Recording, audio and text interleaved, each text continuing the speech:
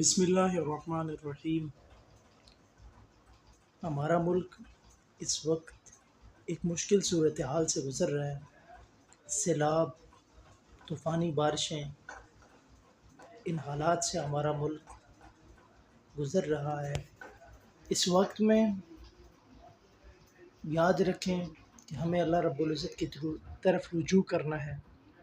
اللہ رب العزت قرآن پاک میں فرماتے ہیں وَمَا نُرْسِلُ بِالْآيَاتِ إِلَّا تَخْوِيفًا، ہم اپنی نشانیوں کو نہیں بھیجتے مگر صرف ڈرانے کے لیے۔ یہ زلزلے، یہ بارشیں، یہ طوفانی بارشیں، یہ طوفان، یہ پتھر، اتنے بڑے بڑے پتھر، یہ صرف اللہ رب العزت ڈرانے کے لیے۔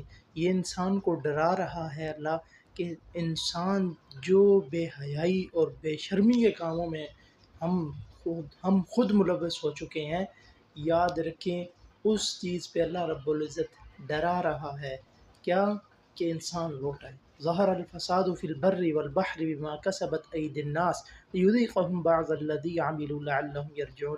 خشکی اور تری میں فساد ظاہر ہوا، فی البر والبحر بما کسبت ایدی الناس، کیوں ظاہر ہوتا ہے، کیوں عذاب آتے ہیں، کیوں مشکلات آتی ہیں، فائنینشلی طور پر کیوں مسائل کا شکار ہوتا ہے بندہ، بما کسبت ایدی الناس، یہ عذاب آتا ہے، یہ زلزلے آتے ہیں، یہ بارشیں آتی ہیں، کیوں؟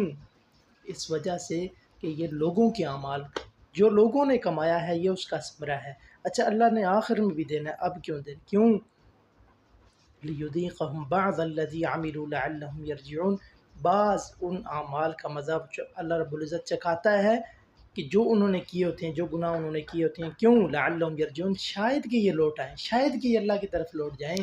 تو میرے بھائیوں اب بھی وقت ہے، اب بھی وقت ہے، بجائے کہ ہم سوشل میڈیا پہ آہو بکا کریں، بجائے کہ ہم سوشل میڈیا پر پھر وہی چیزیں، پھر وہی میوزک، پھر وہی بے حیائی، کہاں ہم جا رہے ہیں؟